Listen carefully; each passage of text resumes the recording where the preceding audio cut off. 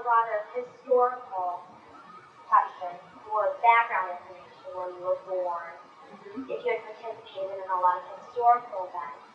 And that was last time. But I realized I hadn't asked you anything about your parents and your upbringing.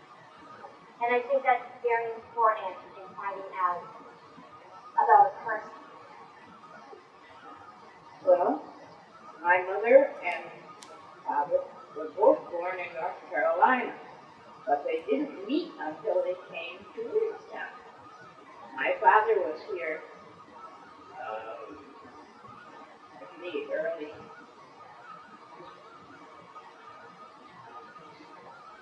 part of here. All right, now I can't think. But, and he happened to come to Williamstown with a friend that he had met at Saratoga, when that was the place for people with money and means. That was their really one of the leading places in the country where they went for recreation. And many of the students who worked during the summer came to Saratoga from their college, where they were in school, and worked as waiters or maids at many of the places there. But perhaps the one that I think of most of all was one that I did happen to see before they tore it down, and that was the United States Hotel. And the story goes that there was a mile around the big porch that was on that hotel. It enclosed, several buildings, which were private residences that people had for the summer. That was the famous United States Hotel. And your dad worked there? My father worked there one summer, and then he had come up from the south, and he had stayed back in North Carolina until all of the children were grown. And when the youngest girl in the family was 18, then he struck out on his own. And that's how he happened to come up there. And he met a man who had the same last name, Hart, Harry Hart. And he had worked up here for some time and had come from Norfolk, Virginia. So they became friends and did until their death. You know how they met your mother? My mother was living here in Williamstown, where she had grown up and gone to school here. And where the post office in Williamstown is now, it was where the Spring Creek School was. And that's where she had gone as a child. She was here. And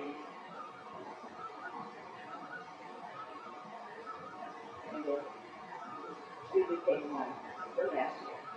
And we were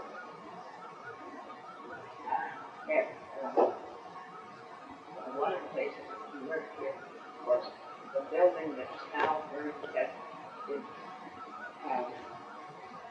torn down, so that took torn down. We had a fire there and the big hotel at Sand Springs. And there still have the baths there at Sand Springs. And when there's fenced-in area by that spot is one where the water bubbles up. I see these different tall clouds, and the water bubbles up.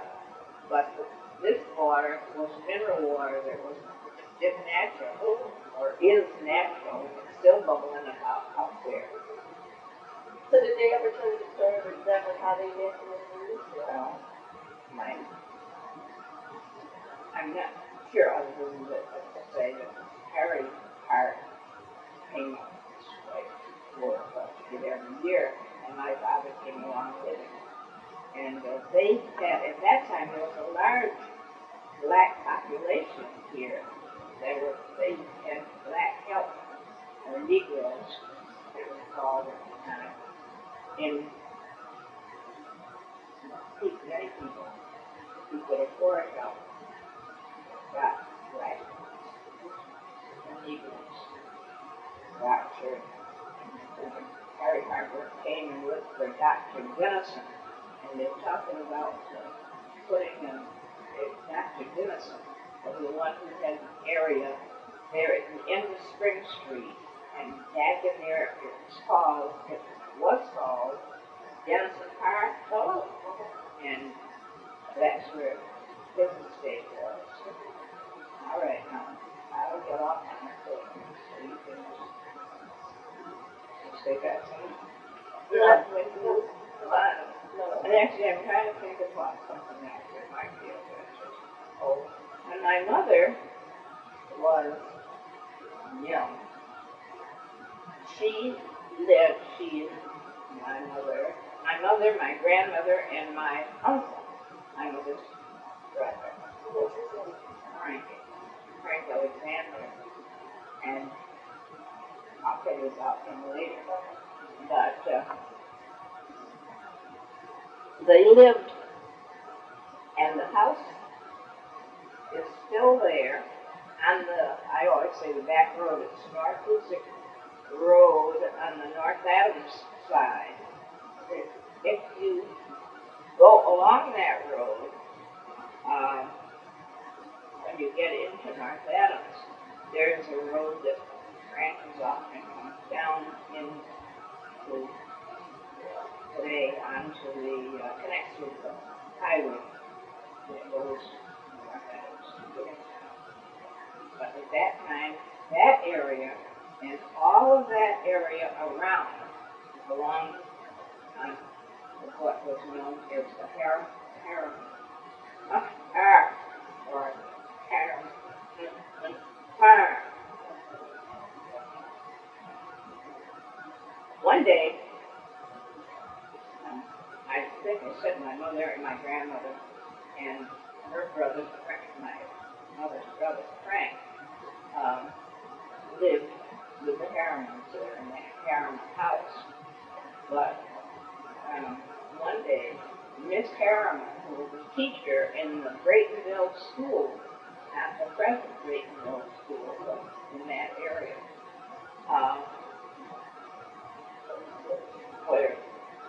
was going to go to North Adams over into the city to shop and do some errands. And so when she got over onto to her home, she asked my mother to stand and wait by the track for the trolley to come along, and asked the conductor to wait for her while she went into the house and came back out. So my mother was standing there waiting and got a little bit too close to the trolley car. And when it came, and it knocked her over, and her feet slid down under the trolley car. Happened she had on arctics. There was a heavy cloth-covered overshoe, and her foot slid under that, but she lost 2 toes, but it was so that because of the thickness of the boot, the overshoe, that saved her from losing the whole foot. And then, of course, she spent quite a bit of time in the the hospital, over at the North Adams Hospital, and where she became interested in wanting to help me. Although she was just a little girl. So, while she was there, she learned that they were going to have the bar and to raise money for the hospital. And when they found out that she could do the cakewalk, which was a dance that was done at that time, she and her brother Frank together danced the Frank. The cakewalk for the hospital as part of the entertainment of the bazaar. And we have a symbol that was the family has it. My oldest niece, Brenda, has it for her daughter, whose name is Kate, named for her grandmother, and she has the symbol. What's the symbol she It's a little sterling silver symbol, and it's really quite pretty, but they didn't have to wear it to didn't I make fits exactly where I'm going to put it. And she got it, and she has it.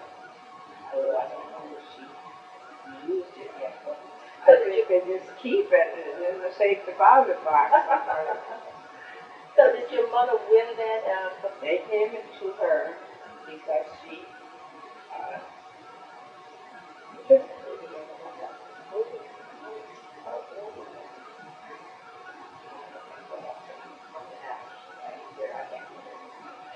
No, there. But she came along all right, didn't lose her foot as a result of that accident. So was your Uncle Frank My Uncle Frank was one of the first Negroes to go to the Wentworth Institute in Boston, where he learned the automobile.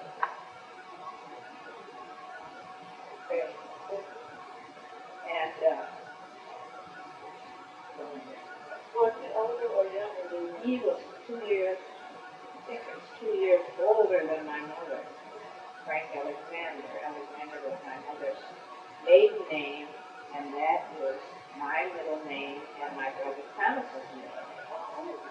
The Alexander, that's where I come from. All right, now, Thomas ought to be here for Pete's sake. Well, that's enough. Go ahead. Tell me now. Don't hesitate to say the same thing. No, I know you only had so much No, time. we're All right, enjoying this time. We're enjoying this. It's important to talk about it. Yeah. Not just stop in the middle of a thought, just go on with it and tell the whole. Yeah, well, I'm not leaving out anything. Good. Well, I know, but I wanted to, I want to go on with it. Let's see what next. Can you tell us a little bit about when you were growing up? I know your mom and dad got married, and you were the oldest child. Mm-hmm. Can you talk about what you remember growing up in the household? Yes, as I said, I often think about it because my brother Thomas, who is the oldest brother living now, his picture's there on that big picture of our he's sitting on the left there next to the radio.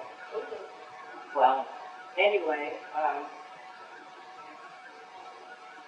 Growing up in the household. yes, I was the oldest one, and so therefore we got along like children do on a family. We managed to make it, and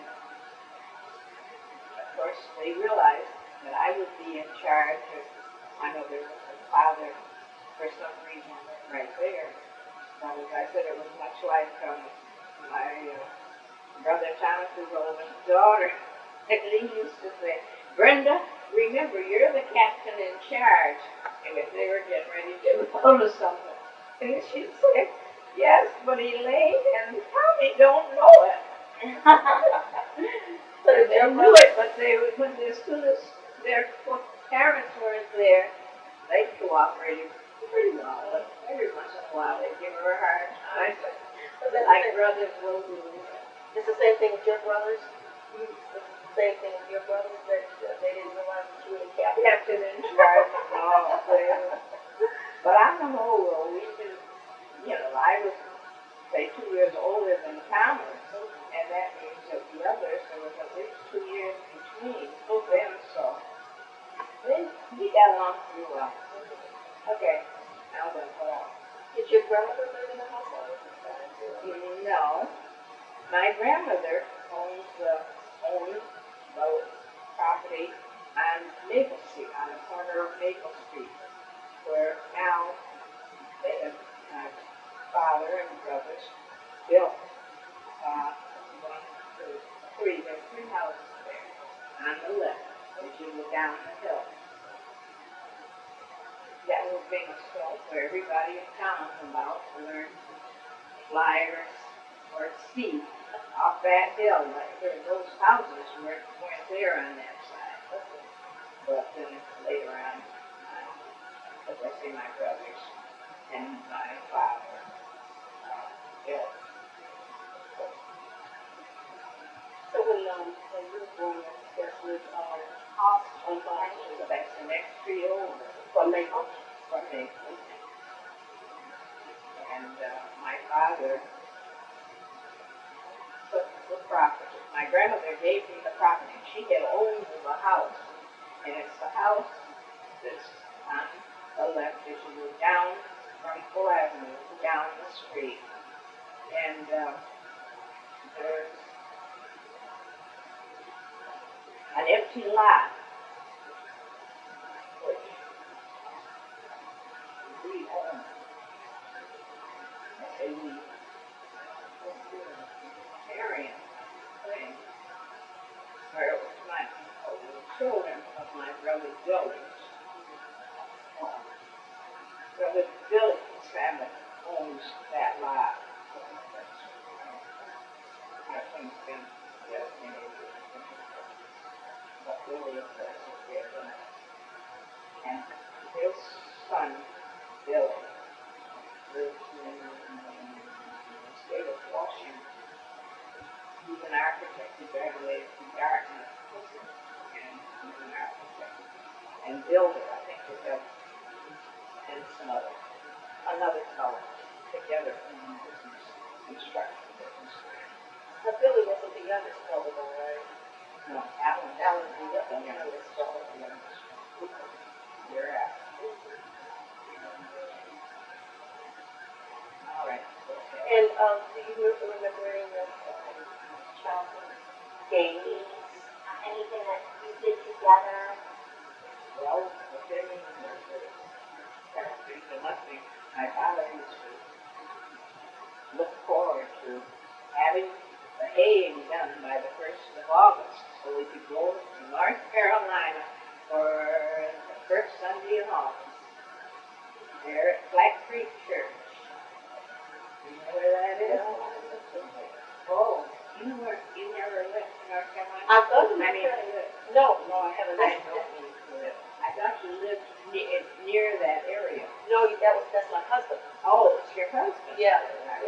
From Henderson. Yes, Henderson. They come from town of Food. They come along that highway and then turn and go left into where they live.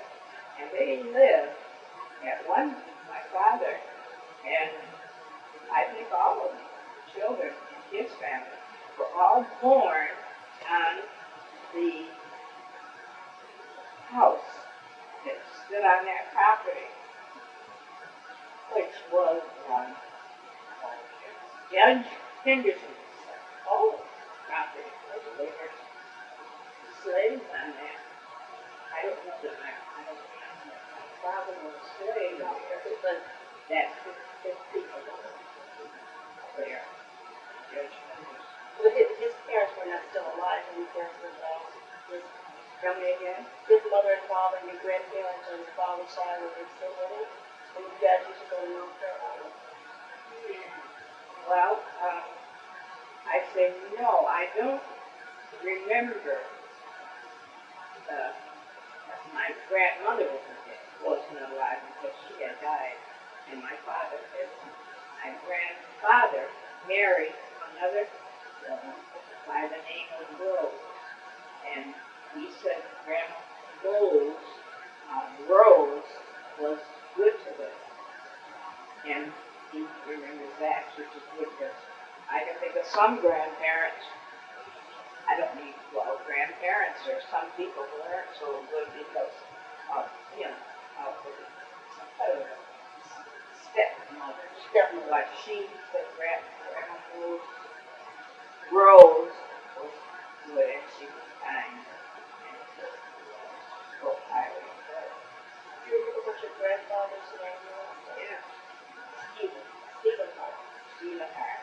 And if you go to Black Creek, if you go that way, you go into the church, and there's a stained glass window, a little window, as large as one of those in the Methodist Church. That was his name on it. They attributed it. I can remember how my mother sort of questioned it when she thought way out there in the country with a stained glass window. What about it, But that was it, and then together, the children, his children, contributed. And so there is that stained glass window, and also there's a stone that's, it's 3 or 4 feet long and about as high with the name on it. And that's where he was buried, the grandfather, Stephen Hart, and where Rose. Now, his mother's name was Jane. Oh.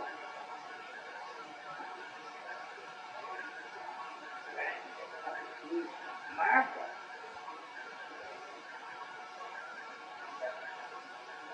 He wasn't married.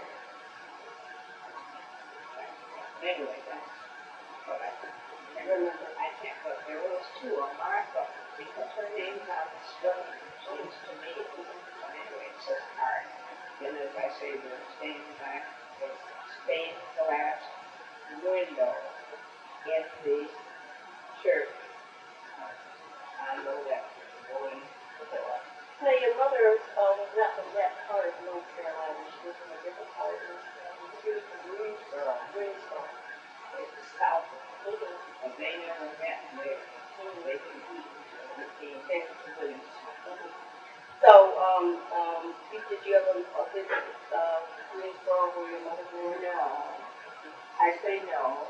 And yet, it seems to me one time when my brother, Henry, now that he came down, he came down, in the car, and it would be a little change for him. And he comes, because we always have large cars, so probably all the family. And he'd come down, and then, of course, to pick me up, and we'd back home, the way we come back home. So, did your mom do quilting or crocheting or? She really didn't do much. I think she worked on little quilts, but they did it down there. So my mother's father, Henry Alexander, came up from Greensboro, North Carolina, in, I think it was 1923. He had sent ahead 2 trunks, and the trunks had clips and some other things, including, well, there's 3 items that we still have. 2 came from there. And 2. Jenny?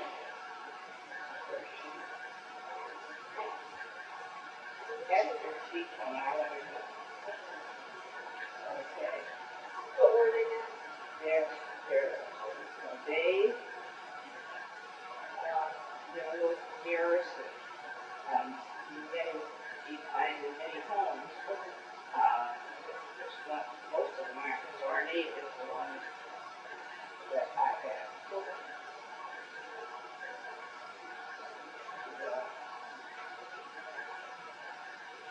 Jenny, would you get on Alan's that vase? Now these are down at the end. The vase, the mirror is gold. I mean bronze. Wait a minute. There's 3 things. 1, 2. The vase, the mirror.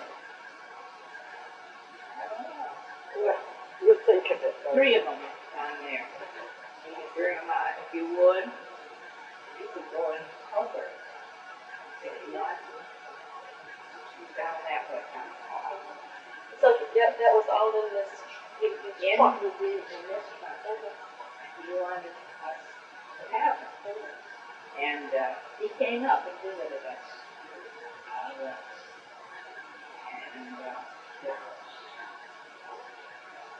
I think about 23, or before 23, because he had planned to come back and live. And he had sent these 2 trunks with all the books. And my father, that's one thing that he and my mother disagreed about. My father wanted them kept, and my mother figures always. You know, he's just keeping them to look at. She's going to use them. And of course, we did. We made good use of them. But there's none of them. Yeah, we have, that's what I was going to ask you. When they come back. Yeah, that's the mirror. And there's The vase. The vase. where's there's something, oh, here it is. There's that.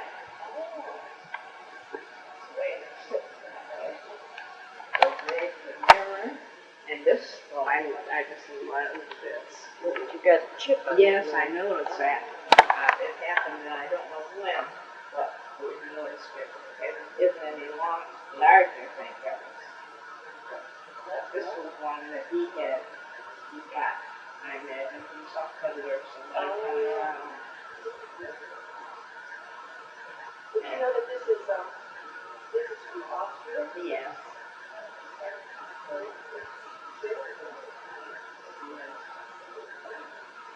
It's very heavy in there. It's very heavy.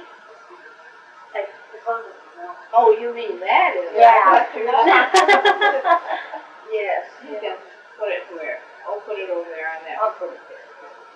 So, but there was no quilt. That's not a quilt left, right? Yes, there are the pieces. We have 2. Jenny at the answer. Jenny? Yeah, she's in the room. All right. Okay. But there's some left on one of the quilts there. 2. And I think that they're both in the Alex one. Either I.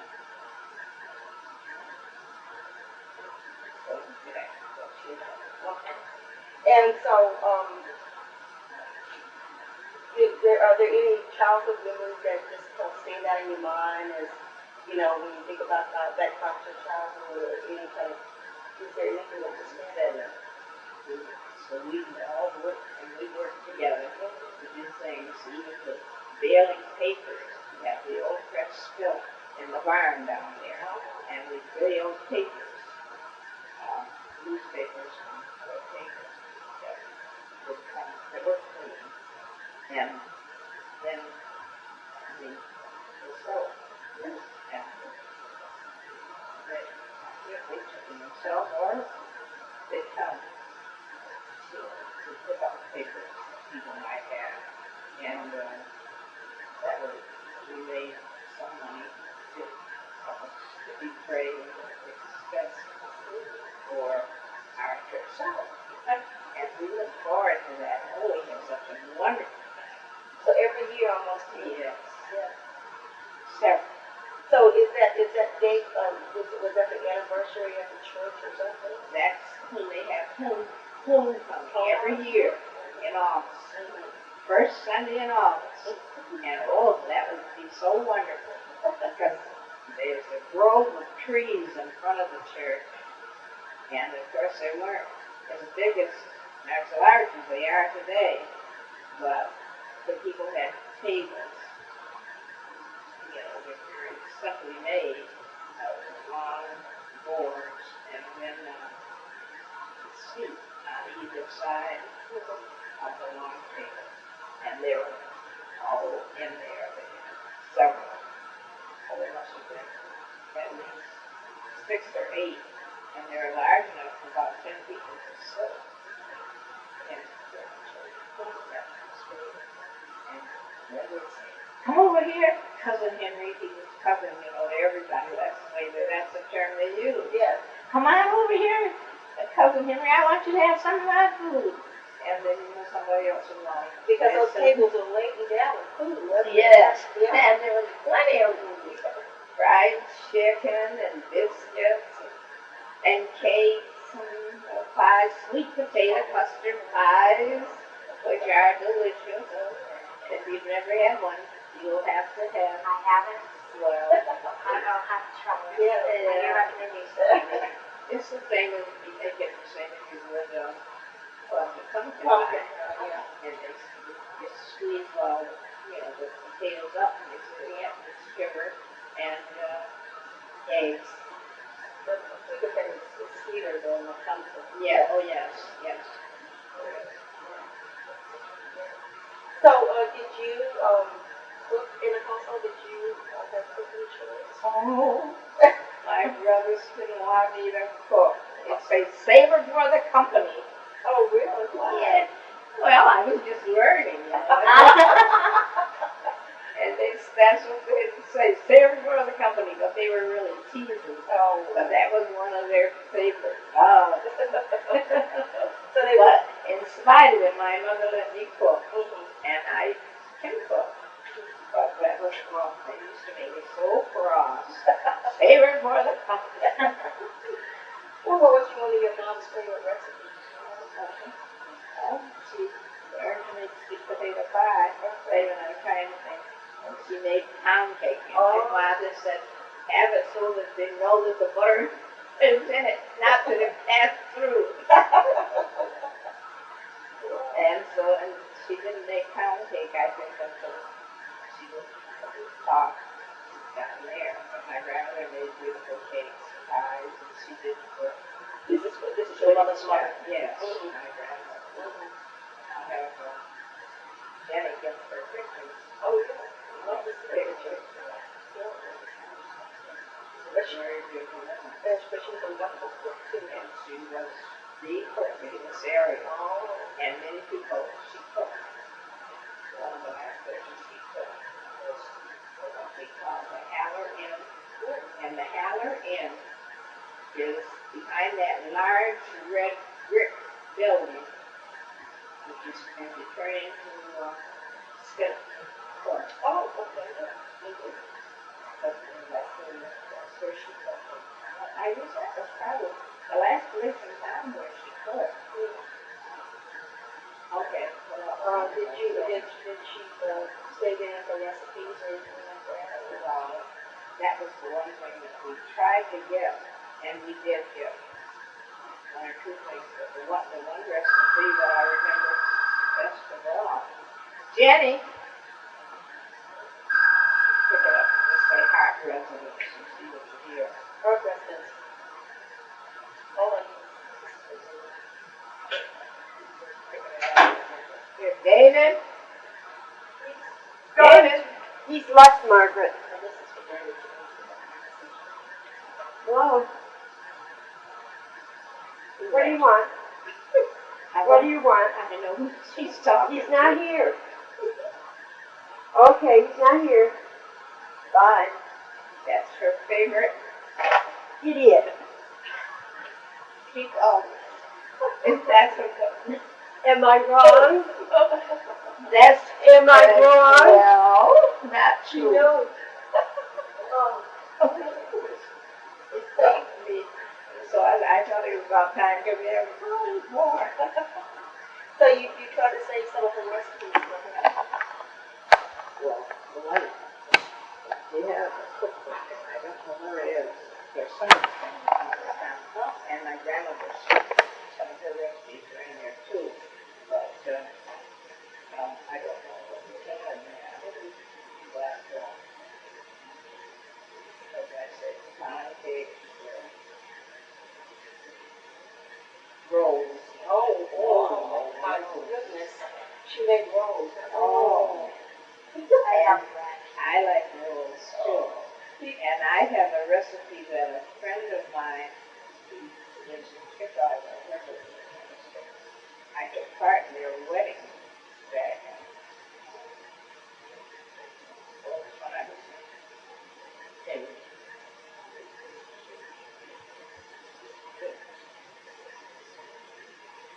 maybe 1940s, but it's about that time. And she makes what was called, what she calls 60-minute rolls. Yeah. And they're easy to make. I don't have it right here, but it's in. Poor Jenny, she keeps going out. But when we finish, maybe we'll ask Jenny and whether she can find a couple of things for us. Yeah. But They're in there. okay. Did you see all of the athletics that you were involved in school? Well, not just, we all were. Look at that crow with something in his mouth. I have a cracker, I guess, or a piece of bread. Yeah. But you all were involved in sports, Yes. All of us. And the interesting thing is, right now, Barbara's granddaughter in Atlanta just won a day or two ago for a 6-year, I think she's 6-year-old. She's an attract. And the one down there in Atlanta. You can just take that. That's fine. Say hello. Hi. How are you? She asked how you were. How do you feel today? So that's same for then another time, all right. So sit down. Yes, you did. Pretty much there. You landed. If it's a little cold, you can put that in the bar. Not cold, Margaret. All right. Alan, you want to say hello to their greetings or something to these people who are here? And I've been telling them about my brother Alan, as well as my other brothers. But you could close your eyes and think of something you might remember. No, you got it. All right, now let's see, what else? If you asked me something and I didn't answer. Oh no. We were just talking about how to do Chores. chores. Cook. What about other chores? Cleaning the house Oh, yes, I did my part. every Saturday or every day? We'd have to do some just all the time because of all the children. And of course, some of the other children around would come to visit and play.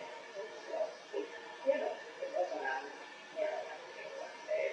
I mean, I won't say that because I think probably on Saturday you did do a little extra because the next day would be Sunday and you'd be thinking somebody might stop by. Did you guys go to the Methodist Church? That's where we were all baptized by the Methodist minister and actually went to church. And we go there during the day, that is Sunday morning, to church, and usually the children go. My mother didn't go all the time, or my father, but we go. Then, for special occasions, we used to have, I think, more programs in which the children participated. And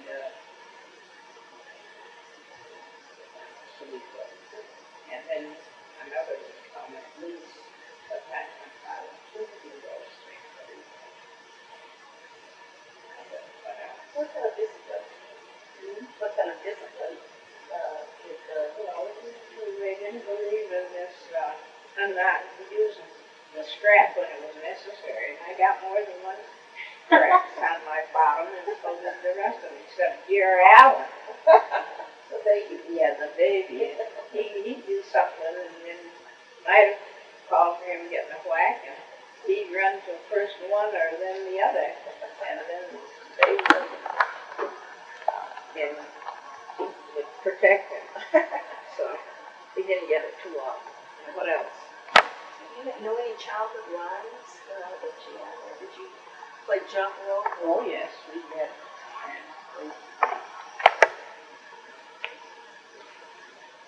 Do you remember? Oh, there's I was he was embarrassed. He was something that, although they were white children, we were the only black, and they were on both sides of the street and on the other streets, Lynn and Nathan. Now, we never thought, and I think really and truly, but I gotta give credit to one of the teachers by the name of Brown, Ruth Brown, and she taught, I think she taught fourth grade for us. I don't know that she always taught fourth, but I just think we like to jump into these little things that they said, here comes the dinner, 12:30, fried potatoes, alligators, out goes Y-O-U, and then you just count them. We all, I don't know. You didn't know the import of what the word meant. Yes, they knew, but they didn't think of it as being color. Right. They thought of it as a mean person. Mm-hmm. And as I said, Ruth Brown was the one who instilled that in us. The word nigger meant a mean person. So what was the elementary school at that time? It was called the Boys Club. Mm-hmm. Oh, I see. The youth center. What's The youth center, Mm-hmm. yes. Oh, okay. That So was it's right on Cole Avenue. Yeah. So you could just walk to school. That's right, and you could stand in our yard. My mother could give a call and we could hear it. Or Mrs. Kelly, who lived across the street from us on Hall Street, and she'd say, "Here, John!" And she spoke with an accent, John Kelly. His mother would call, and you would hear them say, "Coming, Mother," and they would head it for home. All she had to call was one, but that meant all of you come. Right. But I'm not too sure that we always reacted. The hearts that fast. But we came. We didn't have much trouble with it. And if we did something that just wasn't right, and she had told us before, so then she said, "Just wait until your father gets home." And so, those are always famous words, right? Yeah. I think every generation is. Yeah. Because I still say that. Because I can't wait till you finally get home. Yeah.